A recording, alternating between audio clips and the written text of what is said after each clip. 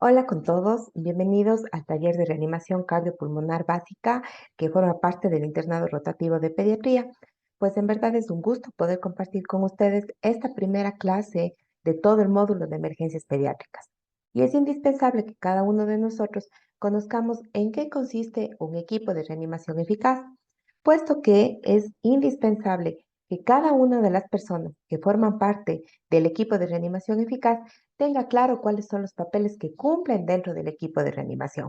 ¿Por qué? Porque cada una de estas funciones va a reflejarse en un mejor pronóstico vital para los pacientes. Es importante reconocer que cada uno de los paros cardiorrespiratorios que se producen, su pronóstico final va a depender del nivel de preparación de los diferentes miembros del equipo de reanimación y también del lugar en donde se presente el paro cardíaco. No es lo mismo que un paciente tenga un paro cardíaco en una unidad hospitalaria, en una unidad de cuidados intensivos, o que el paro se produzca en la calle, en el parque, en una escuela. De ahí la importancia de que cada uno de nosotros, como personal de salud, esté capacitado y formado en reanimación cardiopulmonar, pues en este módulo de pediatría, y además que tenga muy claro cuál es la dinámica y la conformación de un equipo eficaz. De ahí que les invito pues a empezar con este taller y sean todos bienvenidos. Lo que vamos a compartir el día de hoy, vamos a hablar de qué se trata un equipo de reanimación eficaz, cuáles son los elementos de la dinámica del equipo eficaz, quiénes forman parte de los miembros del equipo de reanimación eficaz y finalmente vamos a dar un espacio de cierre en el que se puedan generar ciertas dudas o puedan surgir comentarios que nos puedan aportar en mejorar las dinámicas de los equipos eficaces. De manera general, podríamos decir que los equipos de reanimación eficaz no solamente están conformados por expertos en medicina, sino también están conformados por aquellas personas que han tenido la facilidad y sobre todo la apertura para formarse en reanimación cardiopulmonar y pues no específicamente desde el punto pediátrico, sino todas las edades. Por eso es importante que los equipos de reanimación eficaz sepan aprovechar las habilidades de los diferentes miembros que forman parte del equipo de salud, de tal manera que la dinámica sea mucho más fluida y sobre todo la comunicación entre los miembros del equipo pues sea realmente eficaz. Es importante que el equipo que forma parte de la reanimación cardiopulmonar esté presente en los primeros instantes en los que se produjo el paro cardiorrespiratorio y trabajen de manera conjunta. Muchas veces, pues nos cuesta trabajo dejar de lado los egos, el hecho de que yo soy médico, la compañera es enfermera. Sin embargo, todos deben trabajar de manera conjunta para sacar adelante a su paciente. De manera general, pues el equipo de reanimación eficaz se puede definir como aquel grupo o conjunto de profesionales de salud que enfocan todos sus esfuerzos para encontrar la mejor resolución y sobre todo el mejor pronóstico frente a los pacientes que han sufrido un paro cardiorrespiratorio, de tal forma que todos sus esfuerzos devengan en el hecho de que el paciente salga vivo del hospital y con un excelente pronóstico neurológico. Todo esto se conjuga en los objetivos del equipo de reanimación. Primero, que el paciente sobreviva al ingreso hospitalario. Segundo, que sobreviva a la alta hospitalaria. Y finalmente, debemos asegurarnos que aquel paciente que sobrevivió tenga una función neurológica preservada. De esta forma, existen ciertos factores que están asociados con mejorías en los resultados de los equipos de reanimación cardiopulmonar. Es decir, para que un equipo de reanimación cardiopulmonar funcione, este equipo primero debe planificar las acciones que va a desarrollar para ejecutar una reanimación cardiopulmonar. Siempre un equipo debe tener un liderazgo de priorización. Cuando en un equipo participan muchísimas personas, pero que no existe una cabeza que dirija el equipo, que los estimule, que los aliente, que compile todos los saberes que tiene ese equipo, en realidad no va a funcionar. Generalmente, el liderazgo del equipo está dado por aquella persona con más experiencia en reanimación cardiopulmonar y que es la persona que se encarga de distribuir las tareas a los demás miembros del grupo. De manera puntual, un equipo funciona siempre y cuando la comunicación de los diferentes miembros del equipo sea efectiva, es decir, fluya de una manera armónica y que todos hablen el mismo lenguaje. que los mensajes emitidos sean entendidos por todos y que no se utilice un lenguaje que pueda prestar a otro tipo de interpretaciones. Por lo tanto, nosotros dentro de la dinámica de un equipo eficaz encontramos ciertos elementos claves para conseguir buenos pronósticos en los pacientes.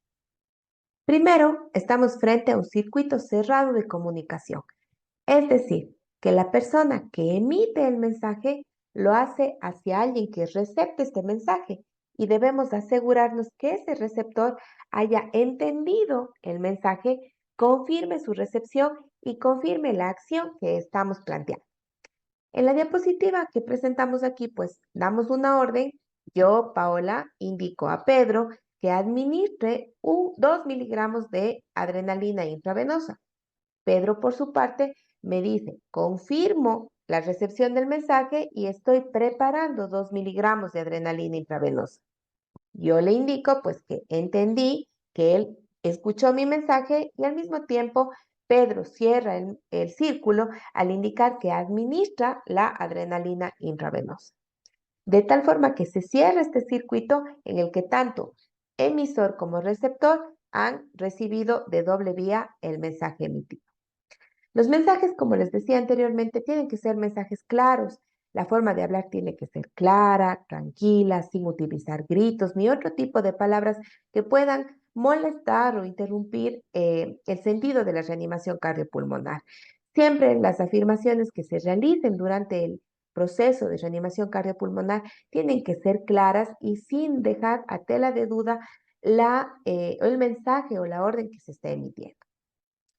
Un equipo funciona siempre que todos sus miembros trabajen de una manera engranada, tal como un rompecabezas en el que sus piezas se acoplan de una manera adecuada. Las funciones, por lo tanto, tienen que estar claras.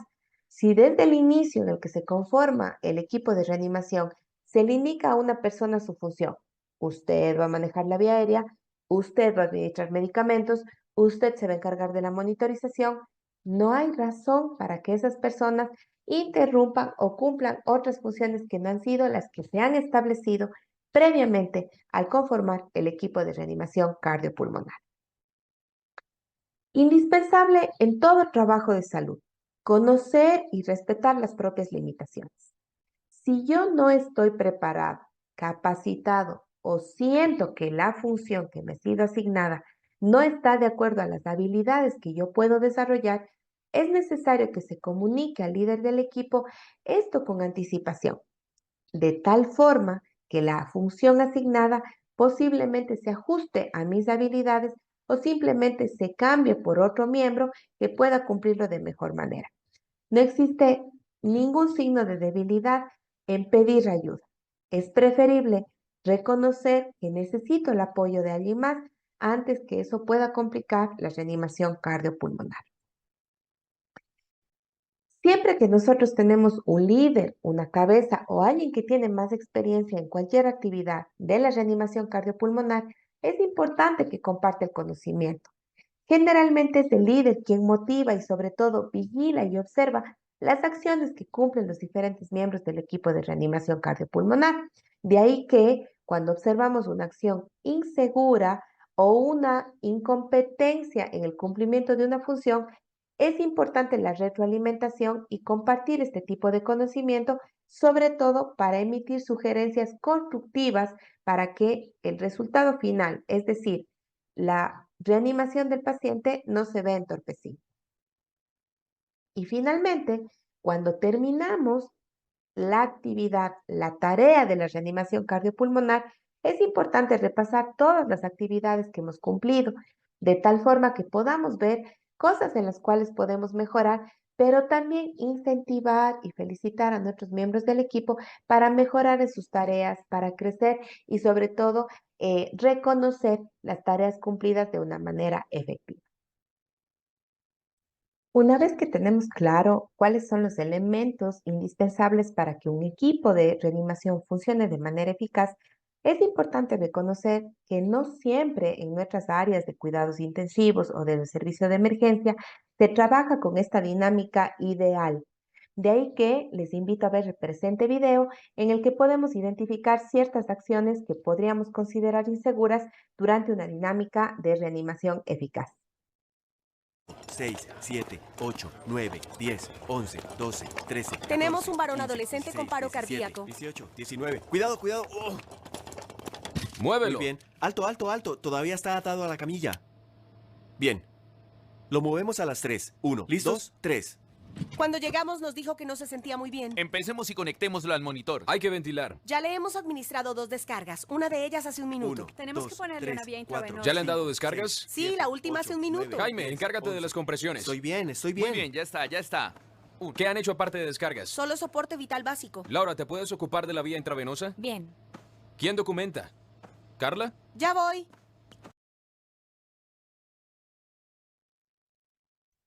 ¿Cómo podrían llamar ustedes a este equipo que participó en esta reanimación cardiopulmonar? ¿Es realmente un equipo eficaz? ¿Es un equipo que estaba preparado? ¿Es un equipo que coordinó sus tareas? Realmente es un equipo que sí existe en las salas de reanimación, en la emergencia, en las unidades de cuidados intensivos. Por eso es importante la formación en equipos de reanimación eficaz. Es así que un equipo de reanimación eficaz necesita que tenga coordinación, que tenga trabajo en equipo y sobre todo que esté dirigido por personal entrenado. En pocas palabras, podríamos decir que un equipo de reanimación eficaz es similar a una sinfónica, dirigido por un maestro de orquesta y en el que cada uno de los miembros, con sus instrumentos, crea una melodía.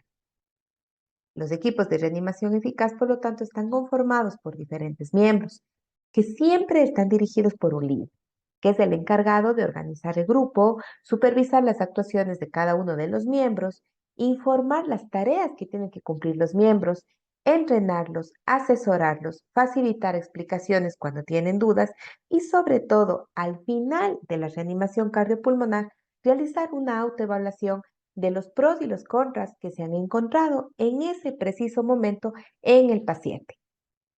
¿Quién es el líder? El líder es la persona que dentro del equipo tiene mayor experiencia en la reanimación cardiopulmonar, independientemente que sea un médico, un paramédico, una enfermera, una licenciada, un auxiliar e inclusive un interno. Cada uno de los miembros, cuando participa en la reanimación cardiopulmonar, debe demostrar la eficacia en las tareas encomendadas. Por lo tanto, debe ser competente y certificado para las actividades que se les va a asignar. Y por lo tanto, debe conocer los algoritmos de reanimación cardiopulmonar de tal forma que se demuestre su compromiso en el éxito de la reanimación. En esta gráfica se puede visualizar cuáles son las posiciones en las que se encuentran cada uno de los miembros del equipo de reanimación. A la cabecera del paciente, quien se encarga de manejar la vía aérea. A los lados, quien se encarga de las compresiones cardíacas. Y al otro lado o al frente, quien se encarga del monitor y de la desfibrilación. Por otro lado, tenemos a los encargados de la administración de medicamentos y de la canalización de vías, y una persona que muchas veces pasa desapercibida o que no le da las funciones o sobre todo el papel tan preponderante que cumple, es el encargado del registro de cada una de las actividades. Y finalmente, pues está el líder, quien se encarga de organizar y de coordinar las tareas que cumplen cada uno de los miembros. Recuerden además que el líder del equipo de reanimación está presto para apoyar a cada uno de los miembros cuando hay alguna duda, cuando tal vez tienen debilidades en el cumplimiento de alguna de las tareas o simplemente cuando el cansancio se ha hecho presente luego de la ardua tarea de reanimación cardiopulmonar.